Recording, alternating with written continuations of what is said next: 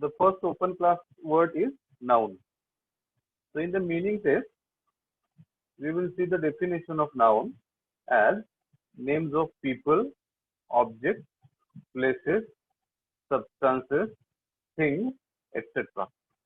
Nouns are also called as naming words, right? Then there are some types of nouns that we are going to study. So these are the 7 types that we will see. First type of noun is proper noun. So what is proper noun? Proper nouns are names of individuals, right? Names of particular things, particular places, names of particular substances, names of particular objects are called as proper nouns. So your name is a proper noun. For example, John is a proper noun because it is a name of an individual. Ram, apple is a name of a fruit, isn't it? Second type of noun is common noun. So what are common nouns? Common nouns are names that are common for a class or type. For example, boy, teacher, fruit, etc. So there is a kind of relationship between proper noun and common noun. Proper noun is a particular name of the person, thing, object, and common nouns are common for that particular class or that particular group, right? For example, John is a proper noun, and for John, boy is a common noun. Ram is a proper noun, and for Ram, teacher is a common noun if Ram is a teacher. Apple is a proper noun, name of a fruit. So, fruit is a common noun that is common for the similar types, right? So, therefore, proper noun is called as proper and common noun is common for a group or a class of that particular type. Third type of noun is abstract noun and fourth is concrete. Now these two types of nouns also we can study in relation to each other or in comparison to each other. So what is abstract noun? Abstract nouns are the names of things or names of feelings which cannot be seen through eyes.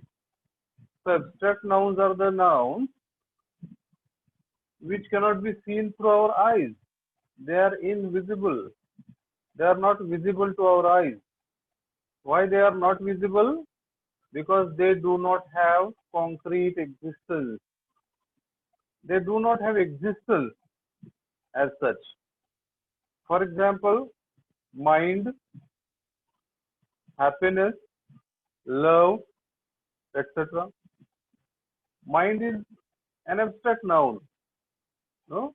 We say that mind is there in human body, but where actually it is? We can show our eyes, we can show heart, we can show liver also, because mind is most of the time associated with our heart. But heart is different. Mind we cannot show in our body, but it is there somewhere. It is to be felt. Mind of a human being. Happiness, a feeling. So all the feelings are abstract. The feelings are expected to be felt. We cannot point finger at feeling or mind. We cannot say that this is happiness. Happiness is to be felt.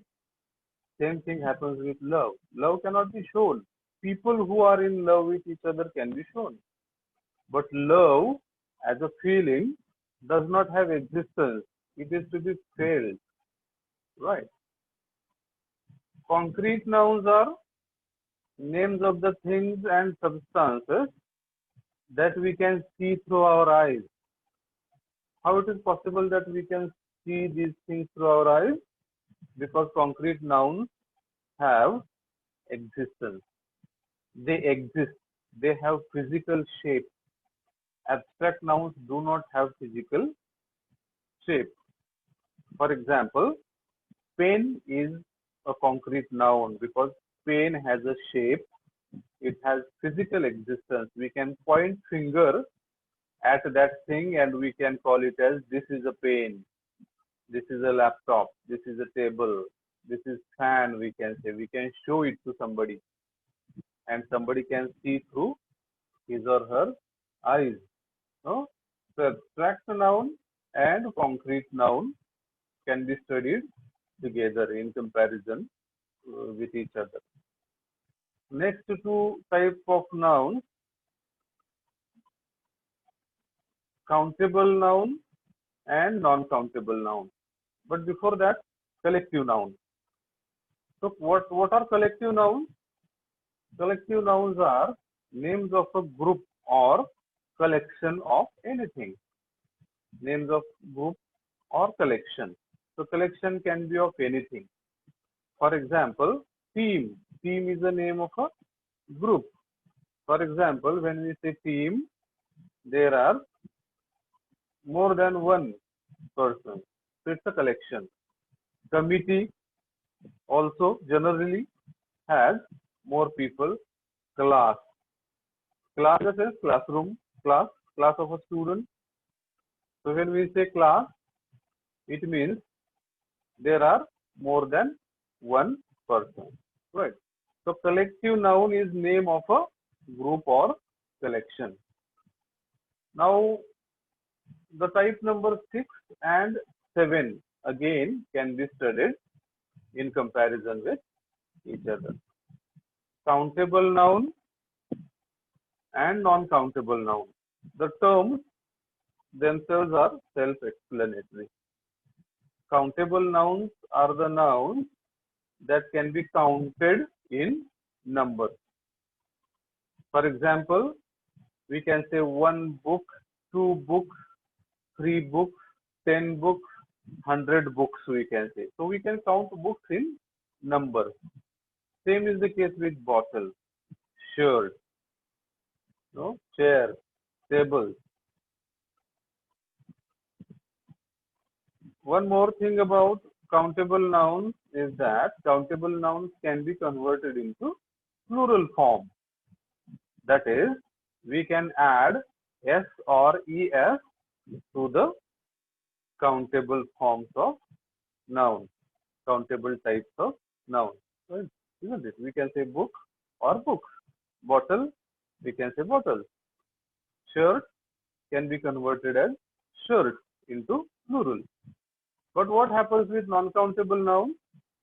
Non-countable nouns are the name of the things, substances, metal, which cannot be counted in numbers. For example, water, milk, gold, air. No, water cannot be counted in numbers. We cannot say 1 water, 2 waters, 3 waters, 5 waters. We cannot say. Same is the case with milk. We cannot say 1 milk, 2 milk. Gold. No, gold cannot be converted into plural. And we cannot even count it in number. So we cannot say 1 gold, 2 gold, 3 gold. So non-countable nouns cannot be counted in numbers and they cannot be converted in plural forms because they themselves are plural, right? But still we count water and milk and gold, no? So what do we do when we count? When we purchase milk or when we purchase gold, we do not purchase without counting. So what do we count? We count the measure. For example, we count grams when we purchase gold. When we purchase milk, we count liters. isn't it? So measures are counted, the thing is not counted, right? So these are the types of noun that we are expected to study here in the first test, meaning and types of noun.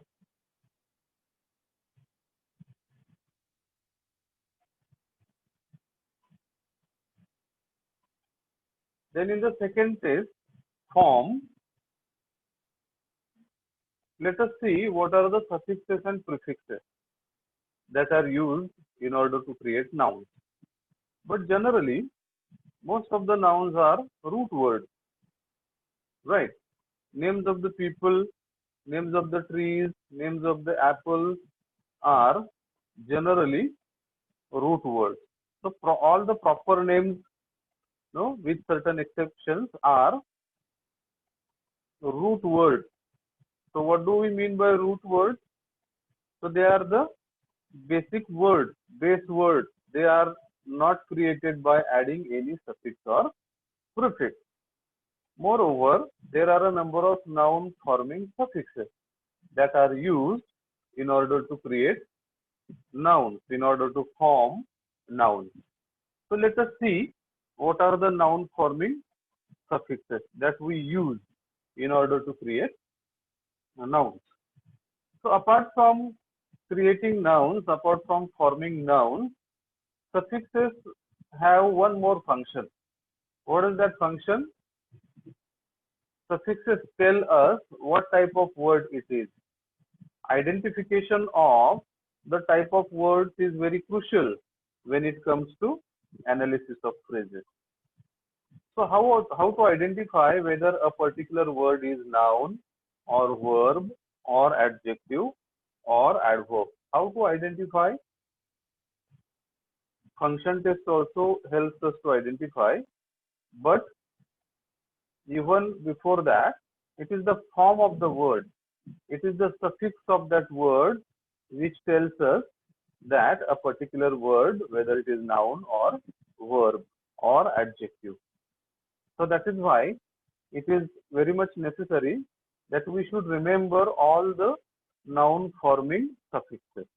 So if we remember noun forming suffixes, we can identify those suffixes in the word and we can determine the class of the word, whether it is noun or adjective, right? So let us go to noun forming suffixes, right? So in this particular table, there are three columns. First column is suffix, so which are noun forming suffixes. Second column talks about the meaning of that suffix, and third column is about third column gives certain examples of nouns that are formed using suffixes, noun forming suffixes. So first type of noun forming suffix is tion or sion, meaning action or instance of ving. Examples: alteration. No, so the root word here is alter, and when tion or ation is added, it becomes noun. Demonstration. So in demonstration also we have tion. Expansion, sion. Include, inclusion. Admit, admission. So tion or ation and sion are the two important noun forming suffixes. So when there is tion at the end of any word, or if there is sion at the end of any word, we can identify the class of that word. We can confidently say that the words ending with tion or sion are nouns, right? Even if we don't understand the meaning of that word, we can guess the class depending upon the suffix. Er, er is the next noun forming suffix. So the meaning of that er is person who does the action. person who does the action, something used for doing something. VING is doing, for example. No? So examples of ER are advertise, advertiser, drive, driver. So in advertise and drive, E is already there in the root word, so we don't have to add one more E. Compute, computer. Silence, silencer. Right? So when the words end with ER, we can easily identify that these words are nouns. MENT. MENT is a suffix which means action or instance, example of some action. Right. For example, develop, development. Develop is a verb basically, and when MENT is added to develop, it becomes development. Punish, punishment. Unemploy, unemployment, isn't it? So employ, employment, and unemployment, right? UN is a prefix which makes the word negative. So we don't have to focus on that. Our focus is MENT. So words ending in MENT are nouns because MENT is noun forming suffix. When it is added to a word, it converts that word into noun, right? Next two are ANT or ENT.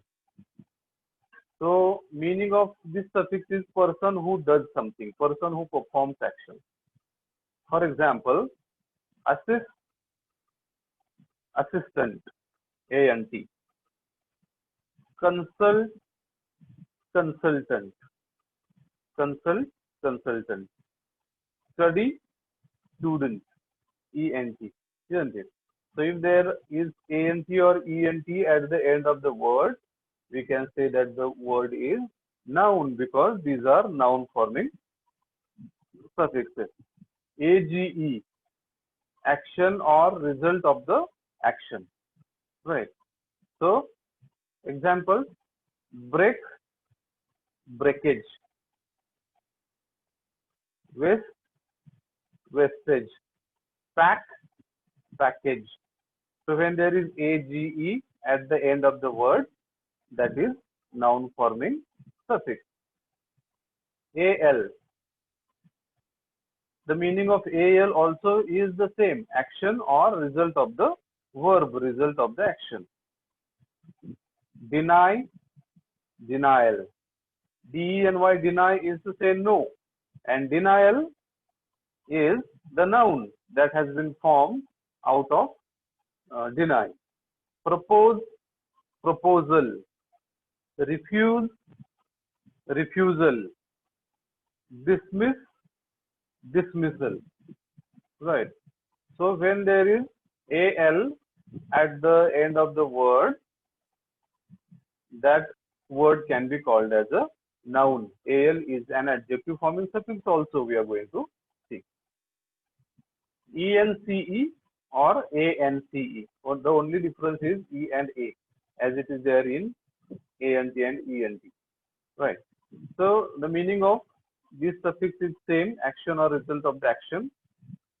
Prefer, PREFER. Prefer is the root word and ENCE is the suffix. So it becomes preference. Depend, dependence. Interfere, interference. Attend, attendance. Accept, acceptance. Endure, endurance. Right. So these are the examples of suffixes ENCE or ANCE, which are noun forming suffixes. Then the next suffix is ERY or simply RY. If E is already there in the spelling of the word, then simply RY is added. The meaning is action or instance of some action that is in progress or place of the action that is in progress. For example, bribe, bribery. So B-R-I-B-E, bribe is the original word, R-Y is added. Robber, robbery. Miser, misery. So in the word miser, only Y is added because E also is there in the spelling, R also is there in the spelling of the word. So simply Y is added. Refine, refinery. Baker, bakery.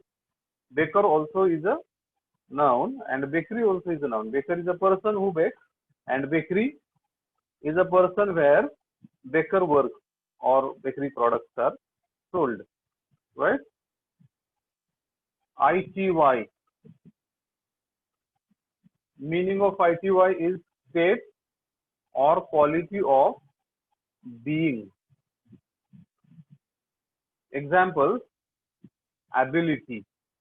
So able, ability, similar, similarity, responsible, responsibility, ITY, curious, curiosity, ITY is added. NESS is very common noun forming suffix which means state or quality of being A. No, it's a state. For example, dark, darkness is a state. No, dark, NESS is added. Prepared, prepared, preparedness. Conscious, consciousness. Right, consciousness. So NESS is a noun forming suffix. That is, words ending with NESS are nouns. We have to remember. CY is the next suffix, and the meaning of CY is state or quality of being something. For example, urgent, urgency. So CY has been added. Efficient, T is removed and CY is added. Efficiency. Frequent, T again is removed and CY is added. Frequency. So CY is a noun forming suffix. ER, I think we have gone through. Person concerned with noun. Astronomy, so astronomer. Geography also is a noun and geographer also is a noun. Right. Ism, ism, IZM. Isms are the doctrines, principles, tattva of noun. For example, Marx is a person noun and his principles are called Marxism. Mao and principles of Mao are called Maoism. Then Thatcherism. Thatcher also was a political leader. So Thatcher's principles are Thatcherism. Ship, SHIP. So state of being in particular noun. So friend is a name of a relationship, friendship. So friend is a person and relationship with that person is friendship. Citizen, citizenship. Leader, and the activity that leader does or the state of being of a leader is leadership. Next is AGE, collection of something. For example, baggage, bag becomes baggage. So collection of bags, more bags are baggage. Plumage, no? The third test of studying open class word is function test. And function test is termed as more reliable test to identify the class of the word. So functions of noun are head and modifier in a noun phrase. So noun has functions in phrase also and noun has functions in clause also. So what are the functions of noun in clause? It functions as subject, object, complement and adverbial in a clause, and in phrase It functions as head and modifier. Right. So let us see some examples. How noun functions as head and modifier in an NP. Right.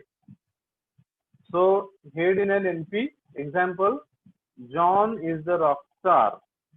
So when we say John is the rock star, John is a word that functions as head in this NP, which functions as subject. Right. So John is the head because John is the only word and that is important word in this phrase, John. So here John is a noun which functions as head of this phrase. Modifier in an NP, for example, gold necklace is expensive. So in gold necklace is a phrase. Gold necklace is a noun phrase because phrases are put into round brackets, no? So we have put phrases in round brackets. So gold necklace is a noun phrase. And in gold necklace, necklace is one noun and gold is another noun. Necklace is head and gold is pre-modifier. Both are nouns. But necklace we are talking about. We are talking about necklace. And then gold modifies necklace. Gold tells us that necklace is made up of gold. So necklace is the subject, most important word of these two. So that is head, and gold modifies the meaning of necklace. Whether it is gold necklace or whether it is silver necklace, isn't it? So in gold necklace, necklace functions as head, noun, and gold functions as modifier in the same noun phrase.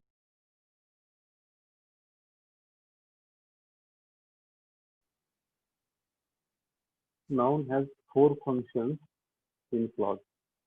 That is subject, object, complement, and adverbial. So let us see how noun functions as subject. For example, Corona has affected almost all the countries. In this example, the word Corona, which is in red font, is a noun and that functions as subject of this clause or this sentence. Subject basically comes at initial position in a clause. So Corona is a word here in this sentence that has come at the initial position and that is noun. So it functions as subject of the sentence. Corona has affected almost all the countries. The second function of noun is object in a clause. Example, Mary is selling strawberries. So strawberries is a noun in this example that functions as object because object takes third position in a simple sentence.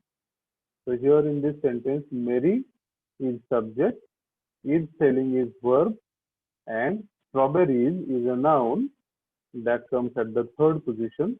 So it functions as object. Noun also functions as complement. For example, Mary is a sales girl. So when we say Mary is a sales girl